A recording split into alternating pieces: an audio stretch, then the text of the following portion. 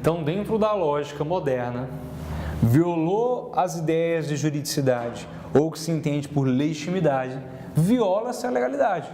No nosso exemplo do Porsche, pergunto, agora, na concepção moderna de legalidade, o judiciário pode anular, já que revogar ele não poderia nunca, não há revogação pelo judiciário. O judiciário pode anular esse processo licitatório de aquisição do Porsche Panamera? Sim, o judiciário pode anular, porque esse ato não é válido. Viola a legalidade, não a lei propriamente dita, mas dentro da juridicidade, dentro da legitimidade. Viola o ordenamento jurídico, porque viola os princípios, viola a moralidade, viola a finalidade pública. Permite-se a anulação deste ato pelo judiciário. Beleza, pessoal? Essa é basicamente o que há que se falar sobre legalidade. Há doutrinas que trazem exceções, supostas exceções à legalidade. Por que exceções? Seriam atos que encontram fundamento diretamente na Constituição. Atos que não decorrem da lei e continuam sendo válidos.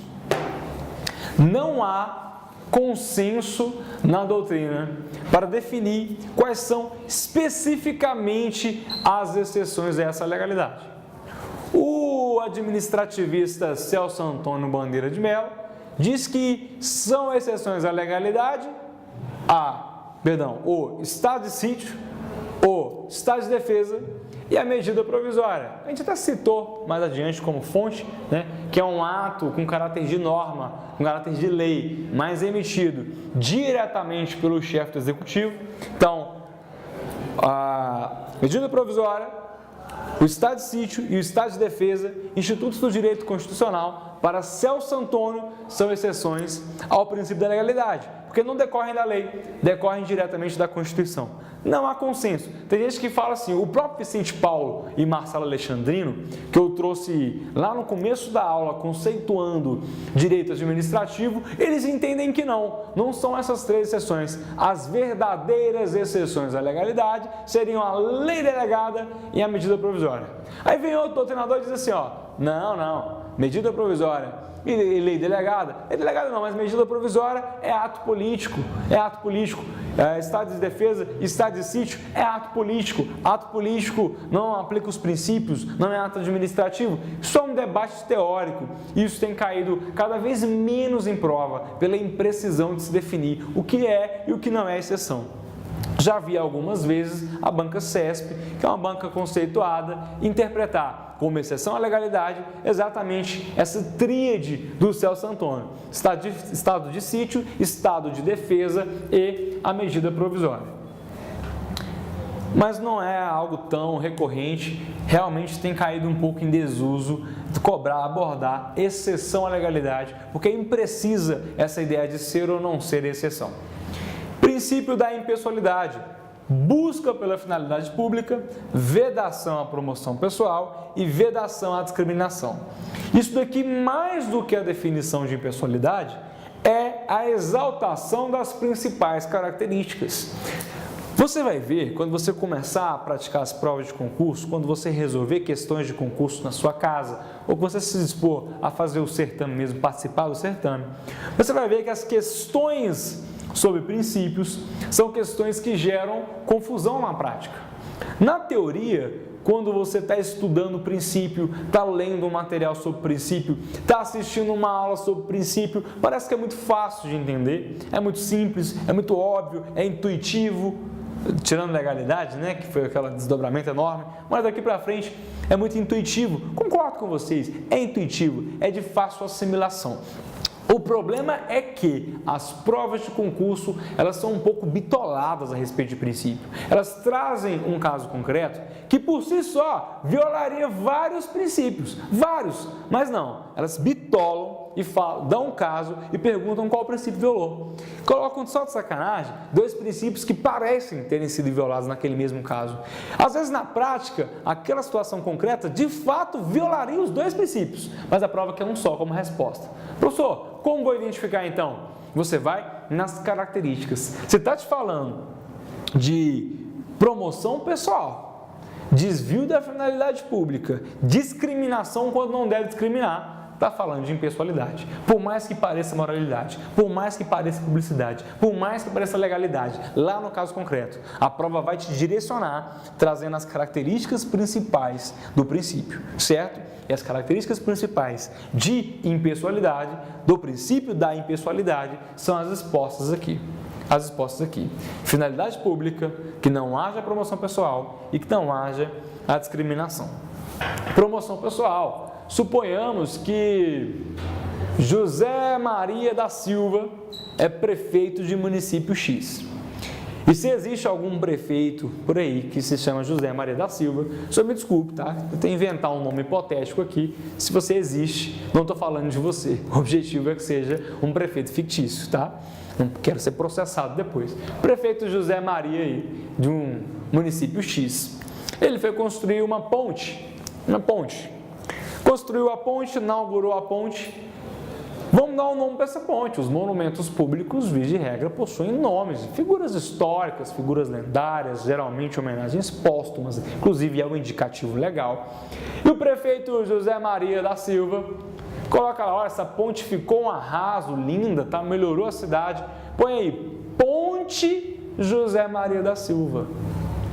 Promoção pessoal. Pergunto, pode? Não pode.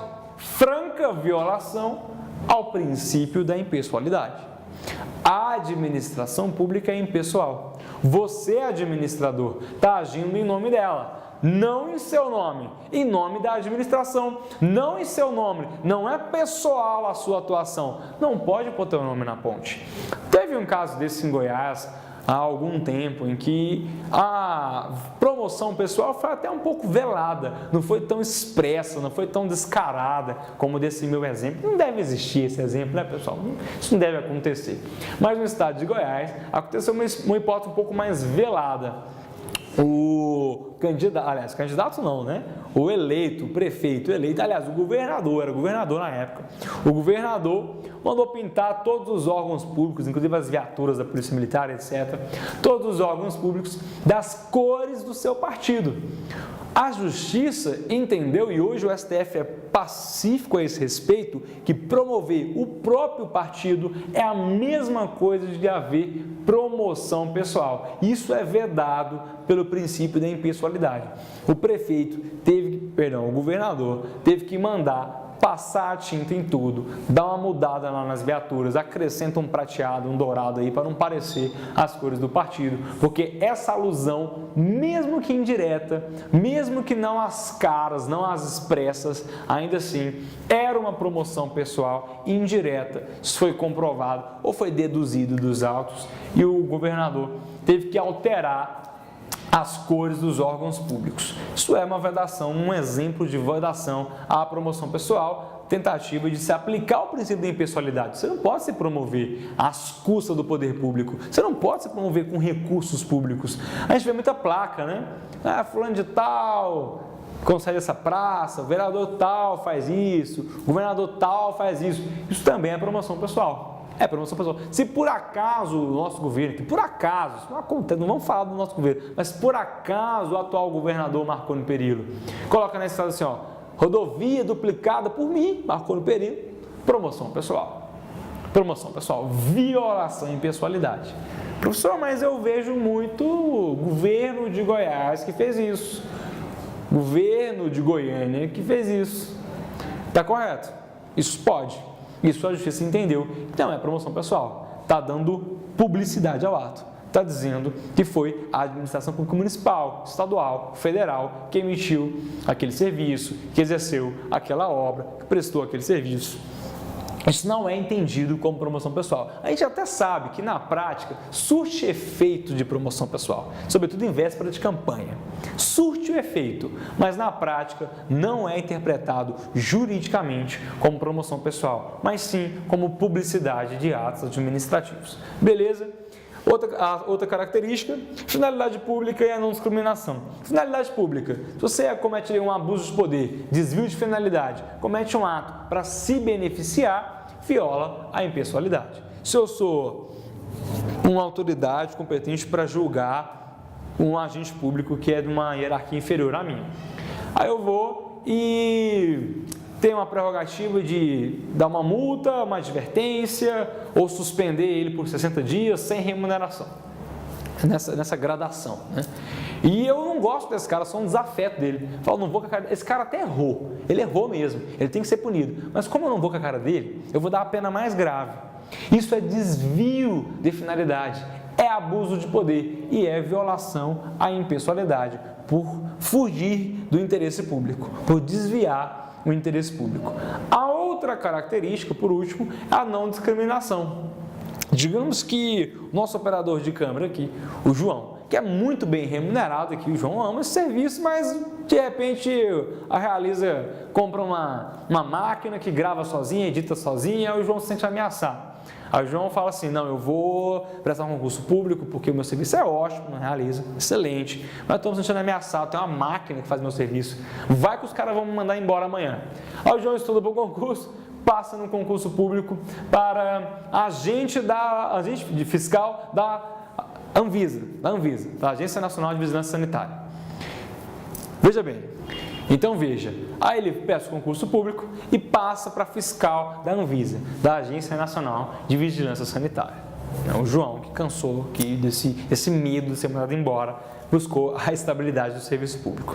Aí o João está lá fiscalizando um grande hipermercado, que é meu, tá? Não tem, mas no exemplo, gostaria, no exemplo tem. Estou lá, dono do hipermercado, eu e outros sujeitos, o concorrente de frente, também tem um hipermercado. E João fiscalizando os dois hipermercados, vê que tem uma latinha ali de farinha láctea, um negocinho ali que está com a data de validade vencida. Tem um dia vencido e tal, tanto o meu quanto do meu concorrente. João vai lá no concorrente, lavra a multa, descasca o cara, ameaça interditar e tal, beleza, faz o trabalho dele de fiscal. Aí vira para o meu mercado, não, me chama aí o diretor e tal. Aí chego eu, pô, João, o que foi? Aí João, nossa, cara, você foi meu professor, né? Você trabalhou lá no Realiza, quando eu trabalhava, colega de profissão, né? Trabalhamos juntos.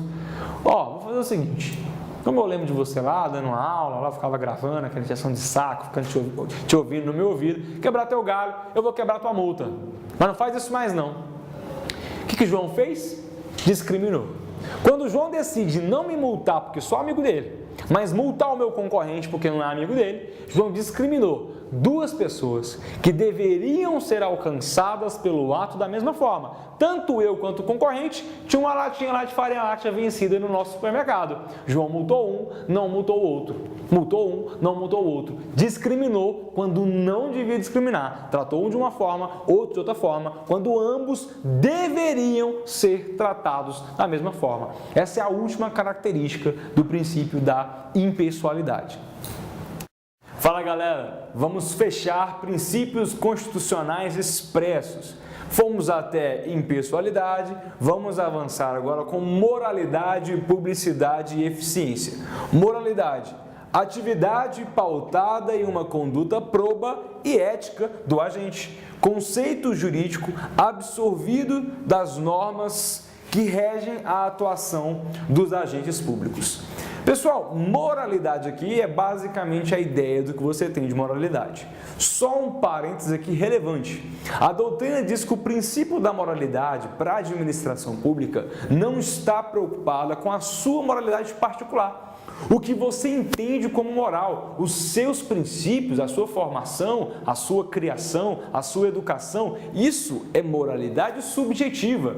Não é exatamente essa moralidade que interessa para a administração pública. Claro que pode acontecer da sua interpretação do que seja moralidade coincida com a da administração pública. Até interessante que assim seja. Pode acontecer de coincidir, mas não é uma preocupação da administração pública se interessar com o que é moral para você, mas sim o que é moral para a administração pública. Por isso a gente diz que o conceito de moralidade aqui não é subjetiva, é moralidade objetiva. O fato de dizer que a moralidade objetiva não é suficiente para esse princípio ficar facilmente conceituado. Não existe uma definição específica, concisa e única para definir o que é moralidade, inclusive é objetiva. É o que a gente chama de conceito jurídico indeterminado. Por que indeterminado? Porque dá margem para diversas interpretações, mas dentro de um rol mínimo. São interpretações que vão para um mesmo caminho, não estão preocupadas com a moralidade subjetiva, sim objetiva. E aqui o próprio conceito já nos ajuda um pouco. Uma conduta proba e ética do agente. Então está preocupado com a conduta, uma conduta correta do agente, uma conduta ética do agente. Conceito jurídico absorvido das normas que regem a atuação dos agentes. Então, são as normas que regem a atuação dos agentes públicos é que vão nos ajudar a definir o que é moralidade. Em outras palavras, vamos ver o que a lei diz que o agente tem que fazer. Vamos ver como a lei diz que o agente deve agir. Moralidade é mais ou menos o encaminhamento que a lei dá. É mais ou menos agir de acordo com o que a lei e os princípios pontuam para uma boa conduta, uma conduta ética. Aqui não dá margem para discussão. É moral para mim, não é moral para você. Ora, roubar é imoral para todo mundo. Se o indivíduo tem uma criação em que ele foi ensinado a roubar, isso é moralidade subjetiva para ele, mas uma lógica mínima de moral, uma lógica mínima de conduta proba, conduta ética, conduta correta, nós sabemos que roubar não é correto. Roubar não é correto. Ser corrupto não é correto. Ser corrupto não é correto. Receber uma propina para emitir um ato administrativo ou deixar de fiscalizar não é correto. Veja como não é tão difícil, no caso concreto, a gente afirmar que o ato é imoral sob o ponto de vista da moralidade objetiva, certo? Não é tão difícil assim, porque as próprias regras de conduta do agente nos orientam para qual moralidade a administração pública está falando. Beleza? Por fim, aliás, não por fim, né? Ainda falta eficiência, mas quase no fim, princípio da publicidade. O princípio da publicidade, pessoal, está nos trazendo a ideia de que a administração pública não é dona da coisa pública, portanto, ela tem que expor a coisa pública para quem realmente é dono. Explico. Dono somos nós, o povo. O povo é titular dos recursos públicos. O povo é que é titular dessa administração pública, ou melhor, que é o beneficiário de tudo que essa administração pública está exercendo. Se nós somos titular de tudo isso, se o recurso que está sendo investido lá é nosso, quem tem que ter acesso às informações? Quem tem que saber o que acontece com essa casa chamada administração? Eu, particular, nós, no dia a dia. Se você contrata um administrador para a sua empresa, se você contrata um contador para essa sua empresa, contrata um telefonista, uma série de pessoas para gerir a empresa para você não vai ter que saber o que está entrando, o que está saindo, quais são os recursos gastos, o que ele está fazendo, de que maneira ele está fazendo, quem ele está contratando, quem ele está mandando embora. É basicamente a mesma coisa. É como se a administração pública trabalhasse para a sociedade. E se é para a sociedade tem que saber o que a administração pública faz. A publicidade traz essa lógica. Veja o conceito: condição de eficácia dos atos. Aqui já especificando mais tecnicamente o conceito. Primeiro, a ideia. A ideia é que a administração pública tem que tornar os atos públicos. Por quê? Porque a própria sociedade tem que ter acesso a esses atos. É, inclusive, uma forma da gente fiscalizar essa atuação da administração pública, para a gente saber se essa atuação ela é realmente proba, ela é realmente ética, ela é correta dentro dos orçamentos, etc.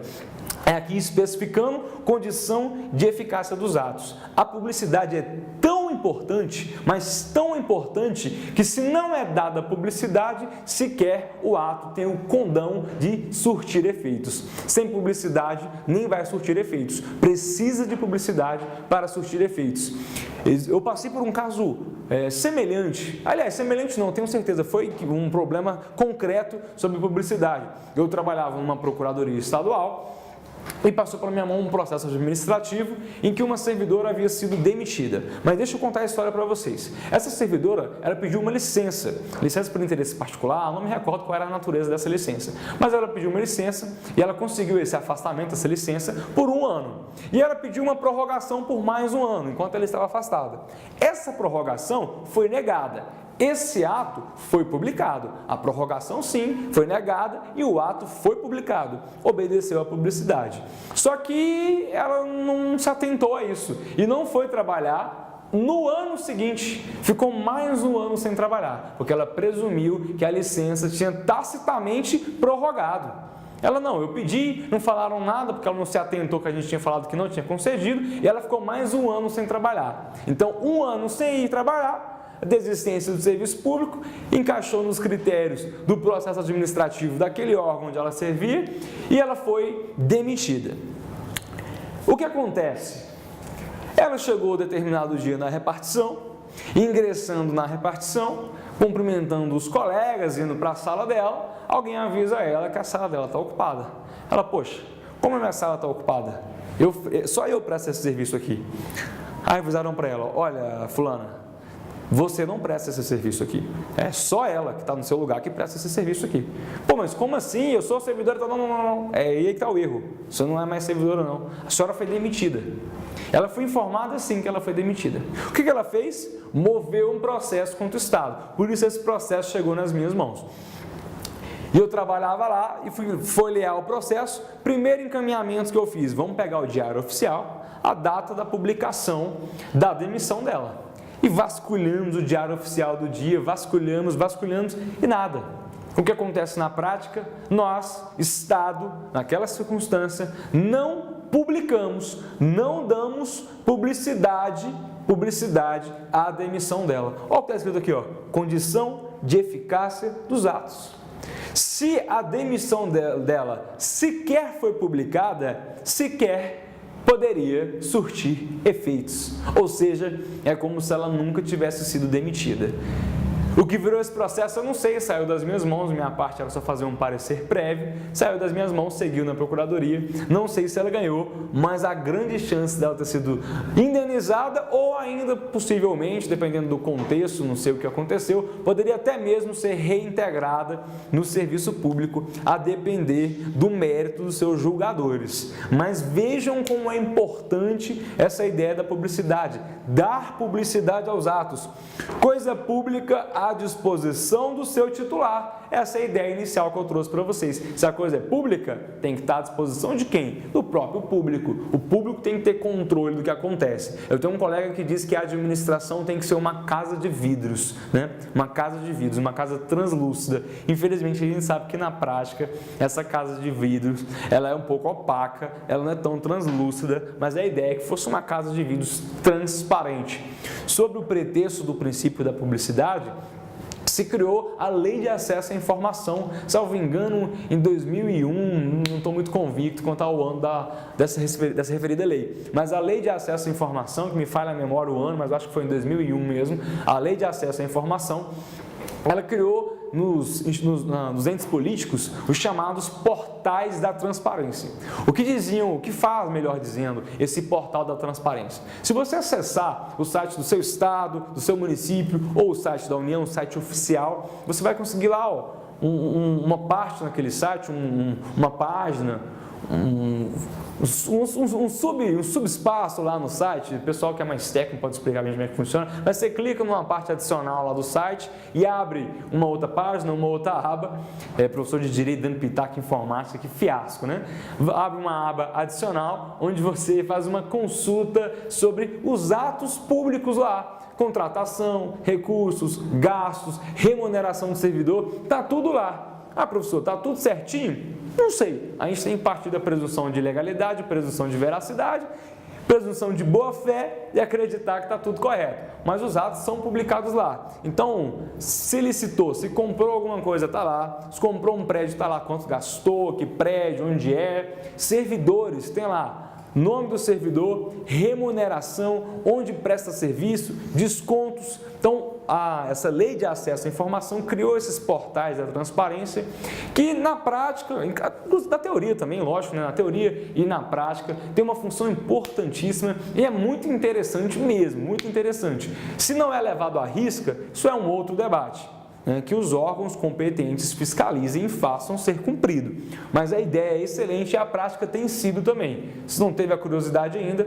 vai no site oficial, procura lá, Lei de Acesso à Informação, Portal da Transparência, algum nome nesse sentido vai estar nesse site do seu estado, do seu município, e você vai conseguir ter acesso a uma série de dados lá. Isso é um desdobramento do princípio da publicidade. Pergunto, o princípio da publicidade comporta exceções? Ou seja, há situações em que não haverá publicidade? O que você acha? Existem sim exceções, pessoal. Basicamente, constitucionalmente, duas exceções. Vou tentar escrevê-las no canto aqui. Primeiro, sigilo para segurança nacional. Estou resumindo a exceção.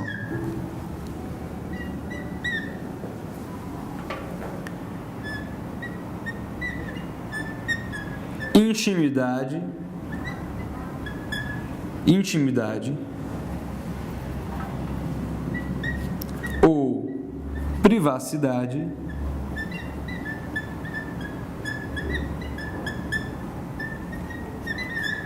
enquanto direito fundamental. Duas exceções ao princípio da publicidade. Barulhinho bom. Duas exceções ao princípio da publicidade. Sigilo para a segurança nacional ou intimidade, privacidade como um direito fundamental. Tá? Não coloquei aqui, mas como um direito fundamental, só reforçando a ideia. O que significa isso? Sigilo para a segurança nacional? Pensa comigo. Os atos administrativos, por regra, precisam ter publicidade, precisam ser publicados, precisam ganhar notoriedade, precisam ser acessíveis à população. Aqui também existe o tal do Diário Oficial, já viu? O Diário Oficial da União, Diário Oficial do Estado, Diário Oficial do Município. O Diário Oficial, pessoal, é uma publicação diária, também nos sítios virtuais. Você até pode ter acesso fisicamente na repartição, mas principalmente feito para os sítios virtuais, onde quase todos os atos da administração são publicados lá. É como se fosse aquela lei de acesso à informação, sabe? Aquele portal de transparência que eu falei um pouco antes, como se fosse ele misturado com uma série de outras informações dentro do tipo de um jornal, né? Traz as notícias em forma de lei, algumas em forma de decreto, por aí vai. O Diário Oficial é um exemplo de mecanismo para viabilizar a publicidade. Geralmente as estratégias de governo, estratégias de ações concretas, né, programas de governo são publicados lá. Digamos que o governo tem a seguinte estratégia, está em conflito com, imaginar um caso concreto bem bizonho, mas está em conflito com um país vizinho. O Brasil está em conflito com um país vizinho, um conflito que está gerando um ar de conflito bélico, né? Olha, está com cara de guerra, a coisa está se agravando e o Brasil resolve proteger as suas fronteiras. Não, vamos reforçar as fronteiras com esse país e vamos colocar ali em pontos estratégicos, né? Parte de pelotões de elite das Forças Armadas, tanques de guerra, camuflados, etc. Uma série de estratégias ali de defesa a um possível iminente ataque. Esse ato de defesa das fronteiras a um possível iminente ataque, nós vamos publicar no negócio que eu falei para você que chama Diário Oficial, onde qualquer um entra na internet e acessa? Vamos? Para o país vizinho acessar e falar assim, legal, tem um soldado ali, outro ali, uma equipe ali, um tanque ali, já sei onde vou explodir cada um para entrar nesse Brasilzinho e pôr ele abaixo. Lógico que não. Olha aqui a ideia, sigilo importando para a segurança nacional, segurança da coletividade, segurança do Estado, importa sigilo. Tem um dispositivo legal que traz as leis. Um dispositivo legal que traz as leis. Um dispositivo legal que traz as regras de restrição de algumas informações e documentos. Aí traz lá, reservado 5 anos, 15 anos informação secreta, 25 anos, informação ultra secreta. Um exemplo dessa exceção aqui, ó, sigilo para a segurança nacional. Informação reservada, 5 anos de sigilo. Informação secreta, 15 anos de sigilo. Informação ultra secreta, 25 anos de sigilo. Um determinado governador de determinado estado estava envolvido num esquema de metrô. Uma licitação fraudulenta, uma superfaturação de uma obra de um metrô, algo recorrente no nosso país. E esse governador foi citado numa possível CPI dos metrôs lá em seu estado. O que ele fez? Decretou sigilo, questão de segurança nacional, foi lá na lei, falou que era informação ultra secreta e decretou sigilo de 25 anos, ou seja, aniquilando a publicidade, fundamentando na exceção de 25 anos para a licitação do metrô, para todos os dados do metrô. Olha que bacana, utilizando um princípio constitucional administrativo para burlar a própria corrupção, o próprio envolvimento na corrupção. E olha o que ele fundamentou. Ele, não, o pessoal vai entender, o pessoal vai desconfiar. Se eu falar que é uma informação secreta, logo depois que eu estou sendo citado nessa CPI, o pessoal vai desconfiar. Eu fui logo na ultra secreta, que é 25 anos, eu vou ter que fundamentar. Aí ele fundamentou. Ele veio a público e disse o seguinte: olha, o procedimento licitatório, ele expõe uma série de coisas a respeito do metrô. Como, por exemplo, ele expõe como se faz a manutenção do metrô, qual é a periodicidade da manutenção desse metrô, quais são as peças fundamentais para a manutenção do metrô, quais peças têm que ser trocadas de tempos em tempos. Se um terrorista, um mal intencionado, tem acesso a essa informação, ele pode burlar essa manutenção do metrô, trocar as peças e causar um acidente em massa. Tá de sacanagem, né, gente? Olha que ponto chega a discrepância dos nossos representantes. Esse governador fez isso, afirmou isso, fundamentou nesse sentido e, claro, a mídia caiu em cima, isso deu uma polêmica danada. Ele voltou atrás e revogou o sigilo. Falou, não, gente, brincadeirinha, vamos dar publicidade para esse ato. Essa licitação tem que ser pública. Quem quer saber como a licitação aconteceu, vai lá no órgão público, ou num portal, ou no diário oficial e vê os dados da licitação, vê a minuta do contrato, por aí vai. Então está tudo publicado lá, em obediência ao princípio da publicidade. Eu estava brincando com vocês. Um exemplo prático, esse caso é real, viu, gente? Aconteceu mesmo. Eu posso até ter mudado um dado ou outro aí para não me comprometer, mas aconteceu mesmo. Espero que você tenha entendido o que é publicidade. Diário Oficial é um exemplo, Portal da Transparência é outro exemplo. Os atos têm que ser públicos, inclusive como condição de eficácia. Cuidado com prova. Se a prova te falar que todo ato administrativo deve ser publicado no Diário Oficial, errada essa questão, errada. A publicação no Diário Oficial não é a única forma de se garantir publicidade. Não é. Isso não é verdade. Diário Oficial e publicidade não é a mesma coisa. O Diário Oficial é um dos instrumentos para se garantir a publicidade. Nem todo ato é publicado no Diário Oficial. Veja bem, se eu sou administrador de um ente público e eu quero remover de sala, não é de função, não é de categoria, não é de cargo, de sala. Quero remover de sala o servidor. O servidor presta serviço na sala A, mas ele não precisa daquela estrutura toda, a sala é muito grande, ele só usa um notebookzinho. Vou pôr ele na sala B e vou pôr outro pessoal, uma equipe maior, na sala A. Deslocamento dentro da própria estrutura, um ato de gestão. Esse ato não precisa e não será, evidentemente, publicado no Diário Oficial. Pessoal, se todo tipo de ato, inclusive esse que eu acabei de citar, um simples deslocamento de um servidor de uma sala para outra, fosse publicado no Diário Oficial, isso inviabilizaria o Diário Oficial. Ele teria umas 10.000 páginas por dia. Ninguém ia conseguir ler. Já viu aquele ditado de que é matar o paciente com a overdose do remédio? É isso. Você vai dar tanta publicidade que vai faltar publicidade. Porque é tanta informação que você não teria acesso à informação relevante, à informação de fato que você precisa ter acesso, que você pretende ter acesso. Ah, professor, então não haverá publicidade se eu mover um servidor de uma sala para outra? Não haverá publicidade, sim. Haverá, até como condição de eficácia. até como condição de eficácia. Mas para quem eu vou dar publicidade? Olha o conceito aqui, ó.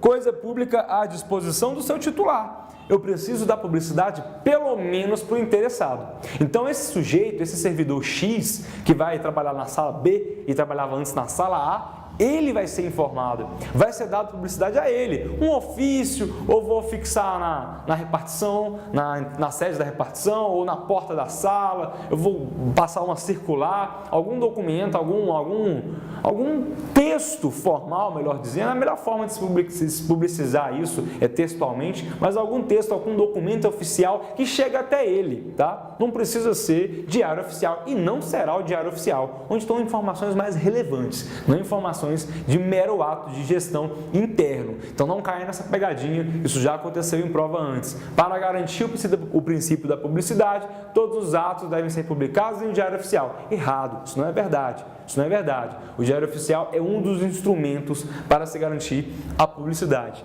Só para a gente fechar a publicidade, mais uma dica. O direito de petição, o direito de obter certidões dos órgãos públicos, isso também é princípio da publicidade, em larga escala. É uma informação de caráter público que você tem direito de ter acesso, inclusive uma informação a seu respeito. Também é um desdobramento do princípio da publicidade.